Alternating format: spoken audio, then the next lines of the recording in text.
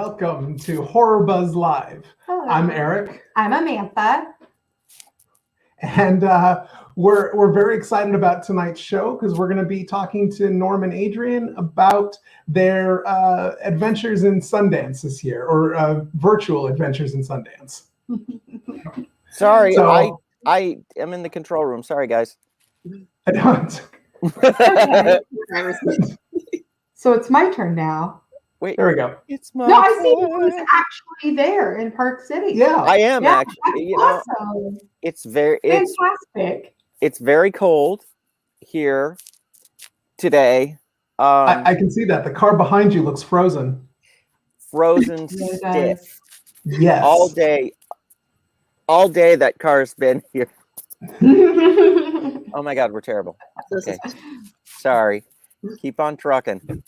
All right, so let's get into it and talk about some of the movies that you've seen. So Norm, I wanted to start with one of the movies that you saw called Strawberry Mansion. Okay, this was one of my favorite films of the entire festival. It felt like Strawberry Mansion. Okay, well, the premise is that in the future, your dreams are taxed and audited. Okay. And based on the different product placements that appear in your dreams. Okay. So there's one old lady who lives kind of off the grid, and she lives in the titular Strawberry Mansion, and a very sweet, very straight-laced dream auditor goes to her house to kind of figure out why she hasn't been reporting for the past 7 years.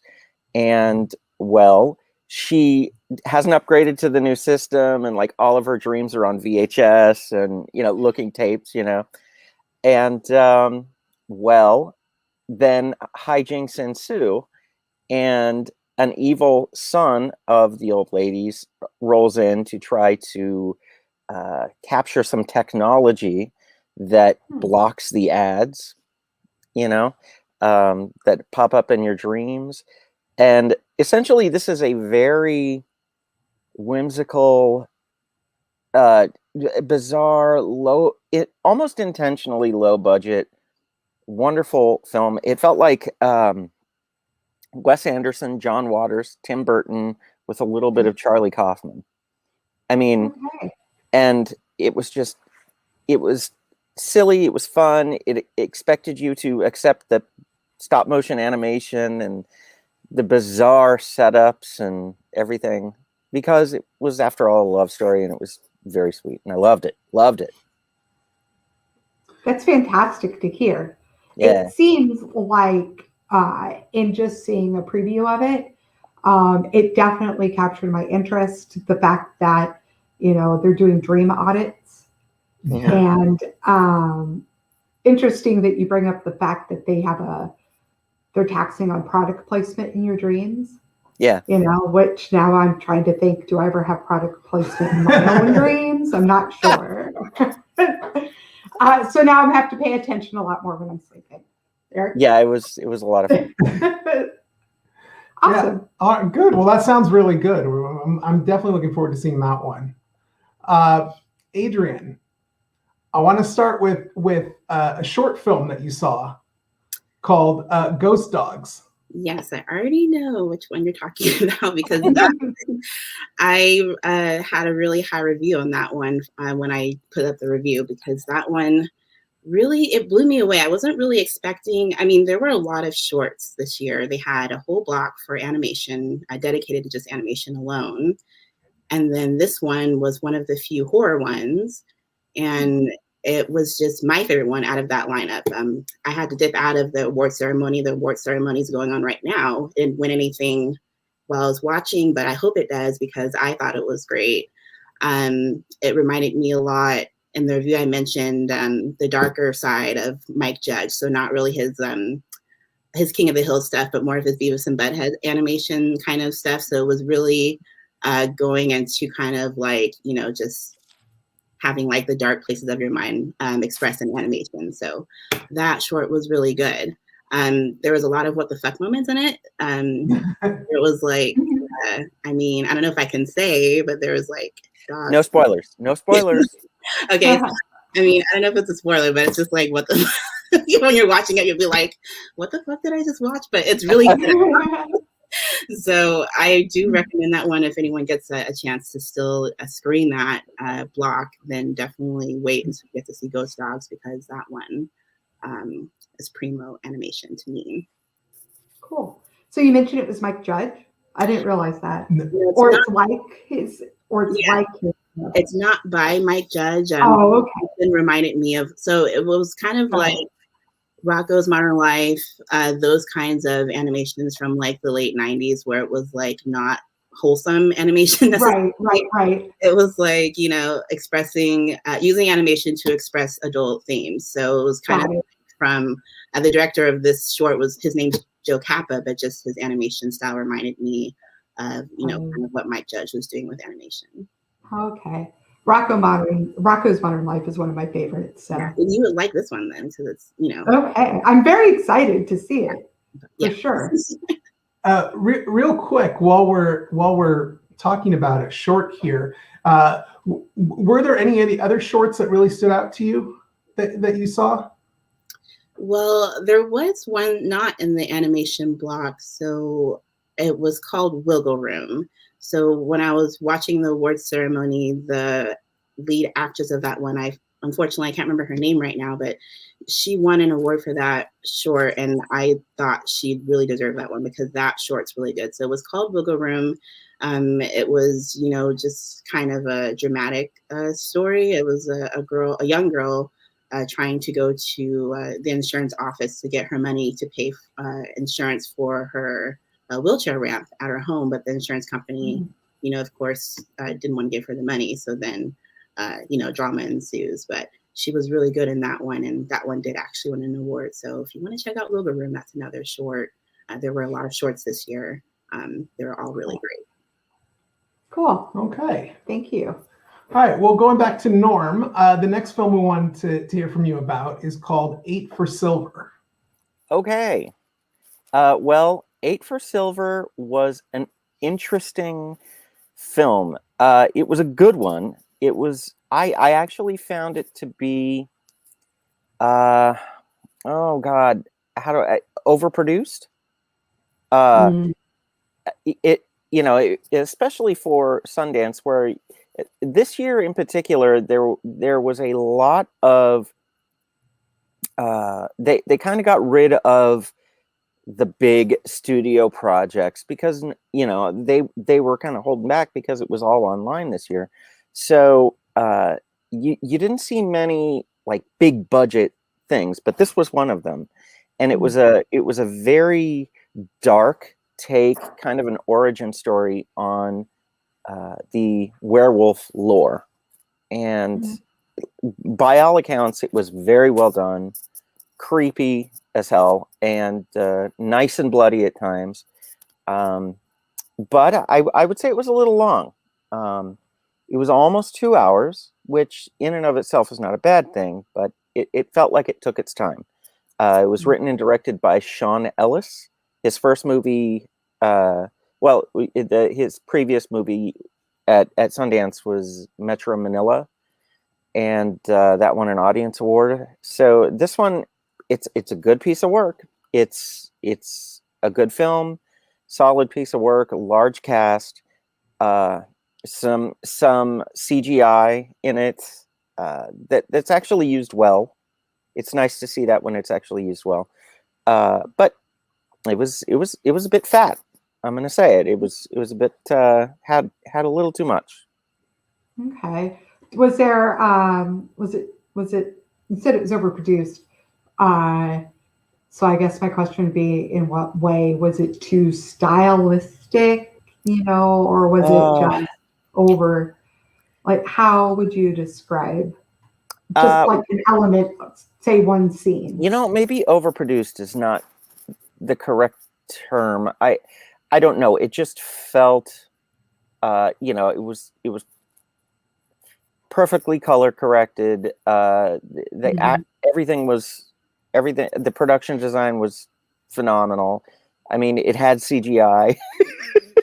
Right. You know, which is What not was something you that? normally spot in an indie film, you know, Right. to that degree. Right. But it was definitely a good piece. It was just like, Okay. I can Yeah. definitely tell you that I wasn't enamored with it like I was with Strawberry Mansion, which Okay. had to have had a fraction of the budget. Okay. Well, thank you for sharing. Okay, and so Adrienne, the next film I want to talk to you about is Censor.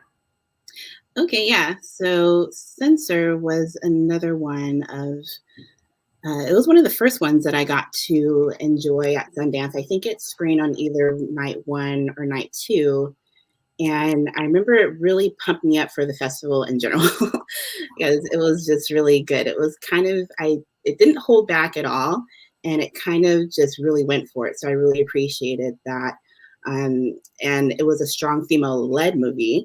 And in my review for it, I mentioned that it kind of reminded me of Videodrome because it kind of deals with the same material of video nasties is what they called it in this movie, but snuff films that were popularized in the 80s. So this movie kind of dealt with that as well, like Videodrome did, but instead it was a female-led movie. So I thought that was interesting. It was starring Nim Algar in that movie. She was very good in that role. And then I thought the ending was really interesting. It kind of reminded me of how the Florida Project ended. If you saw that one, it was kind of like, not actually what was happening. It No was spoilers. okay, yeah. So that the ending was very brave. It was really good. So if you like that ending for the Florida Project, then you would appreciate how they finished out Censor. It didn't really cop out on anything. So the whole movie was just really enjoyable experience. Awesome. So a combination of Videodrome and the Florida Project really has me intrigued. Did William Dafoe pop up at all? Or? No. Yeah, right. That would have helped up the creepy factor, of course. If you want creepy, then you add him. If you want crazy, then you add Nick Cage. So it would have been censored that much better if they did sneak in Willem Dafoe somewhere. But no, he wasn't creeping around in the 80s UK, I guess, which is where this movie was set in. Cool. Thank you. All right. Norm. Yeah. What can you tell us about In the Earth? Okay. So let me In the Earth was a very interesting, very worthwhile horror film that came out of the UK and was shot over the summer of 2020 as the COVID restrictions were sort of loosened, and then of course when everything went back to absolute crap, then they were in post and they could put it all together. It was written and directed by a guy named Ben Wheatley. He did a film called Sightseers in 2013. And the premise of In the Earth is that, so there's a scientist who has to go to a remote, rewind, sorry. There's another pandemic going on that's gripped the world, very similar to COVID, but they don't say COVID, So this gentleman arrives at a campsite that's normally a vacation spot, in the woods, like a national forest. There are other scientists there. They spray him down. And so they're like, okay, well, we're trying to figure out what's going on in the world and everything. And we haven't heard from our colleague in this outpost way deep in the forest. So this park ranger is going to take you because she knows the area, and you guys are going to go over there, and she's going to lead you to there, and you're going to see if the scientist is okay because she's not responding. And the park ranger and this scientist, they head out on foot to trek out to this very remote outpost. No cars, nothing. They have to camp in the middle of the night, just finding a spot in the trees. Well, one night, something or somebody attacks the park ranger and this scientist on their way. and they wake up and everything's torn apart and what's going on? Well, so, you know, their shoes are gone, everything. They then later on that day run into somebody who's living off the grid out in the middle of the forest. And he's like, you know, are you guys okay? Can I help you? Well, of course, we know things are not going to go well at all, especially for somebody living out in the middle of nowhere who has a dark room in his makeshift tent.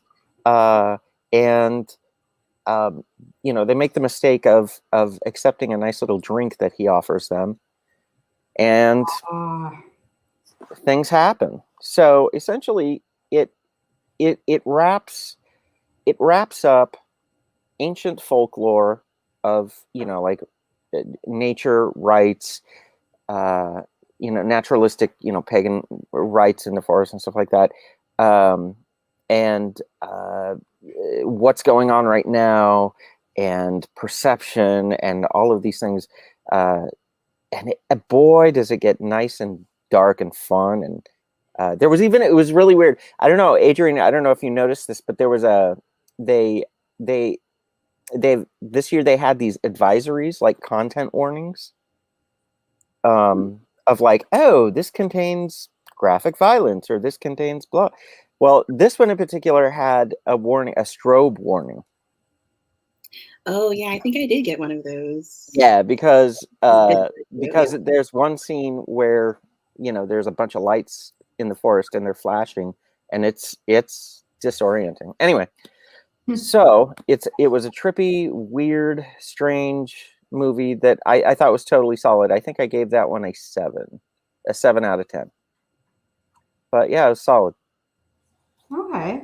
Okay. Well, Adrienne, the next one we want to talk to you about is Cryptozoo. Ooh, yay! I did like that. It was one of my favorite ones from the whole lineup. So Cryptozoo, I mean, yeah, it just, the animation, all of the animation that they showed this year was just really, really impressive. Cryptozoo was one of the best ones. It was a feature film animation, and it was included in the next category. So that's the section of films that they have where it's for boundary pushing, like new voices, basically, novice directors, or not novice, but usually first-time directors. So Cryptozoo was included in one of those, and it was directed by Dax Shaw. And before I dipped out of the ceremony, the award ceremony that's going on tonight, he won that category. So my review, I feel validated because that was one of the best movies from the whole lineup that I saw, and definitely from that category. So Cryptozoo was just one of those, I thought it felt like it was one of those late 70s kind of animation movies. It was very psychedelic, had a lot of colors. It was very trippy because the whole movie, I mean, I was excited about this movie to begin with because I like cryptids. That's why I get all the Sasquatch movies, I think, where we do in the I like the monster, the creature features, and cryptids is featured in this movie. But I mentioned in my review that I felt like this movie would play well for people, for normal people too, not just weirdos who like cryptids. It's good for everyone because it's animation, so it allows you to suspend reality without asking people to suspend logic and believe in these things. And then the whole story itself is just really good. It's kind of like a thriller. And it's just basically a woman's out to collect all the cryptids in the world, gather them in a zoo, hence the title Cryptozoo. But of course, it's just a setup for Jurassic Park, basically, so it's not going to go well. So that's basically the movie, and it was really good, and I'm really glad that Dax Shaw won the Next Innovator Award for that movie. That's awesome. It definitely is one that's intrigued me. I like so it's animated, so okay, and because I saw them the voice cast, and so that was intriguing. Those who are yeah. part of this movie. Yeah, Lake Bell. If people know her, she's a big name in voice acting, and she's if you like Harley Quinn, that's on HBO Max. She's the Ivy on there, and she's just she was in a world, that movie that was about voice acting. So Right, yeah. like really good voice actors and just regular actors in this movie. So it's just from top to down, they stacked this movie to succeed, and it did. Oh, awesome. Well, Amantha was excited because she saw that Grace Zabriskie was on the cast list. And anytime there's a Twin Peaks cast member in something, that's it. Amantha is sold. Very true. Also, just quick, I used to correspond with her in a pen pals type of situation. And I've talked to her on the phone once. That's a different it's time. not like you're fangirling or anything, but you can be like, yeah, you immediately recognize her voice. So yeah, you would love this movie if you haven't seen it already. I'm looking forward to it for sure. All right, Norm, Violation. No, the movie Violation. Okay. Okay. This one, yeah. Okay. This one was acquired by Shudder just before it screened at Sundance. And yeah, I got to tell you that I haven't been this disturbed since the first time I saw Audition. Wow. Okay. Yeah. Ooh, it was rough. And it was, wow, shoot. I had the information up too. I'm such a pro here. It was it's the story of two sisters, okay? And let's see here. Oh God, I'm terrible here. I didn't know which ones you were going to be asking us about in which order, but yeah, okay.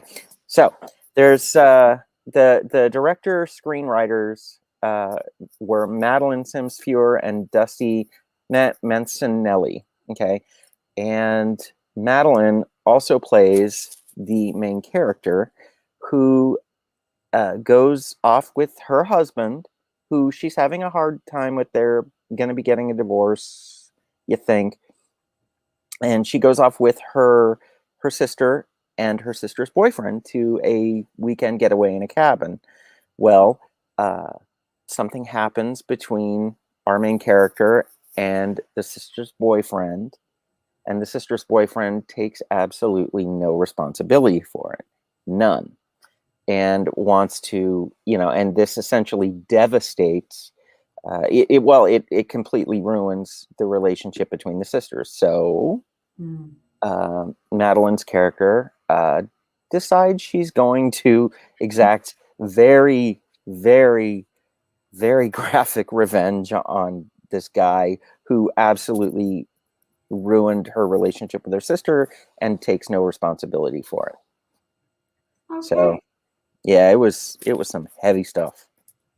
Okay. It's like my kind of film then. Well, yes, probably. But Probably.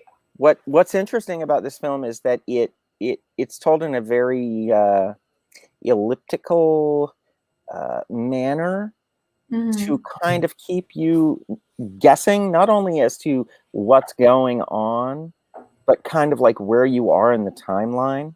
And they actually did a phenomenal job in delivering very subtle cues to kind of give you a sense of time and place. And at one point, I did actually have to, regretfully, had to go back and look at very specific moments of the film to see what their hairstyles were, or what they were saying at a particular moment, or how they reacted, because it's all very nuanced. It's extremely nuanced and terribly disturbing.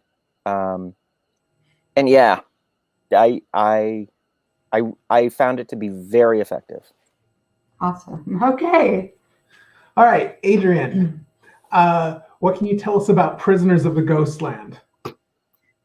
Give us some Nick Cage. I mean, what is And what isn't there to say about Princess of There's a lot going on, obviously, from the trailer, from the stills that they released. They released the stills, and I thought it was going to be just a complete scream fest, like Mandy or something on steroids. I thought it was pretty mainstream, though, for my taste, or for what I've seen of Nick Cage, from what I've seen of the director. He's the director of the J-horror film Suicide Squad. What is his name? Sion Sono. I just thought it was going to be gorier, but there's a lot of action, though. So it was still very entertaining. I mean, it was crazy production design. I don't know if you guys have seen The Wiz. It's like the African-American version of The Wizard of Oz, but it's crazy. It's this weird film. So that one had weird set design and production design. And I thought that it was the dancing people that they had in this film and the production design that he chose for this film kind of reminded me of that. So I mentioned it was kind of like having Nicolas Cage in Oz or Nicolas Cage in Wonderland, kind of in like a post-apocalyptic wasteland. So it was kind of like a lot of ideas merging to make this weird layer cake of action horror thriller, kind of lusty. But if you'll see in the movie that he has like neurosensory bombs strapped to his testicles, so he's not allowed to be lusty. So of course that's good setup for like stuff to happen. Of course, to have stuff exploding on him. He has bombs like on his suit. So it's just Nick Cage doing his weird self. So people who are into that will definitely love this movie. It's just another one adding to that list. All right, then. I'm excited for this. I can't wait to see it. Definitely a popcorn feature. Awesome. Good. All right, we've got just a couple more films we wanted to talk about with you. Okay. Norm, Misha and the Wolves. Okay. This one was really good. This one, the less I say about this one, the better. And the good news is that Netflix picked it up the very next day. So it's going to be coming to Netflix. Stay away from any articles. Stay away from my review of it. Stay away from trailers. Just see it, because it is the story of a lady who lived just outside of Boston, who one day stood up in front of her synagogue and said that she was a hidden child during the Holocaust, and that she went to live in the woods with a pack of wolves on her way to search for her parents, who were taken to Germany from Belgium. Well, one of her friends in the synagogue says, "Oh my God, let's publish your memoir. That'd be spectacular." Well, the problem is that the sales don't go perfectly, and Misha de Fonseca, the lady in question, decides to sue her friend / publisher and gets awarded $22 million.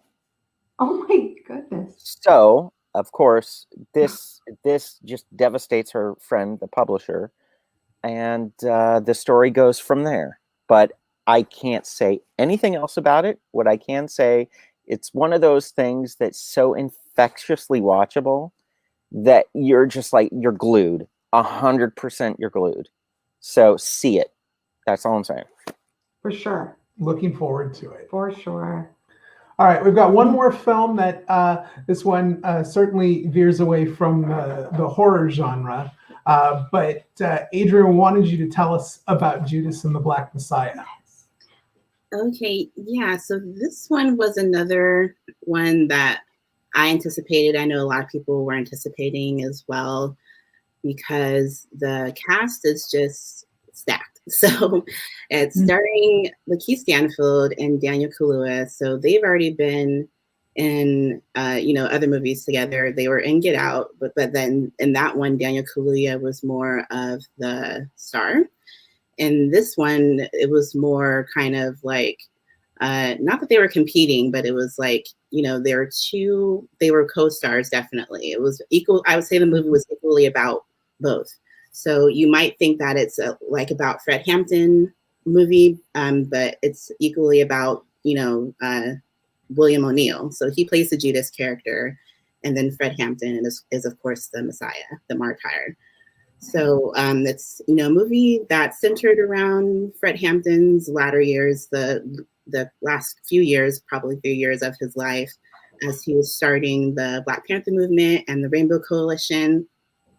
And then it turns out that the government and law enforcement intend to cut that off because they see it as a threat. So that's where the plot begins of the movie. Lakeith Stanfield is sent in by the police to infiltrate the Black Panther Party. So it's Lakeith Stanfield. I don't know if I don't think I've seen him in media roles before, but he gets a lot of meat in this role. And I'm hoping that it could be his training day. Like Denzel won Best Actor for this movie. Like I would hope that someone would give him an award for this performance at least, because he was really good in this movie. It can't be understated. He really embodied the role of Judas, and he showed the internal turmoil really well. So there was a lot of action. I had noted that it was one of the bloodier movies I had actually seen in the festival, because it was actually surprising. I mean, you know the story. I mean, even if you don't know the story, but if you know the story, it ends in bloodshed, and it's just leading up to there's a lot of bloodshed as well. So it's just, you have to be mentally prepared to love these characters and also see them fall. And then the movie has, of course, a lot of heart from there. And it's a lot of emotional movie. It's a very emotional movie. So I think they did a really good job. That's fantastic. I am very much looking forward to this film, for sure. Yeah. Excellent. All right. Well, thank you so much for sharing all this with us. Yes, thank you. I'm glad you enjoyed Sundance again, even if it was a little bit different this time. Yeah, Adrienne, how did you like it being like fully accredited press this year? Yeah, this was my first year, so it's a very interesting year to participate in Sundance, I'm sure. Everything's online, so they had sent me that VR headset that I had mentioned in the earlier broadcast that we did last month. And so I got to use that, and that was interesting. I got to meet some people as they were coming out of watching movies. So you kind of they set you up with like an avatar, you have like your face on it, and then you just go into like the virtual platform, like with your VR headset, like you're in the movie Gamer or something. So it was really cool to just kind of like pretend like you're in Park City, like you're hanging out at a bar with other people talking about movies. And that was kind of the main festival experience that I got, because I was watching the movies on my big screen mostly. Yeah. Very cool. All right. Well, I think that about does it for this, unless there's anything else, Norm, that we have. You know, there really isn't. We'll be sending out the newsletter tomorrow morning with the reviews that we have so far. And if you really like what you are seeing, please like and subscribe this on YouTube. Follow us on Facebook, Twitter, Insta, and even we have a Patreon page if you would like to donate to that. But this is what we're doing, and this is why we do it, so that we can bring you the news and information about the best horror movies and movies in general coming out. So that's what we do. And also one other thing, don't forget to get your tickets for Horror Movie Night this month. It's on Saturday, February 27th. It's our third annual February screening of The Shining. Oh no, are we going to have no, I don't want to say it. Probably not this time. I don't know. We don't know. So we'll figure it out. Oh, things are a little different at the drive-in, but we'll see what we will definitely have some good stuff. For sure. It's certainly dicey. Okay. Well, thank you so much for sharing. It was really nice to be able to hear about these films I'll read some of I'll read your reviews and look for them. Like I'll read them, and then look for these to be available so we can watch them. Yeah. Awesome. Okay. All right. Well, All right. thanks you guys. Thank And you. we will Thank see you you everyone next for week. watching. Yep. We'll Yes. see you next Sure. week and next Tuesday. See you at the same time. Same time, Next same Tuesday place. night. See you next Tuesday, Norm. All right. Bye. Bye. Bye. Bye.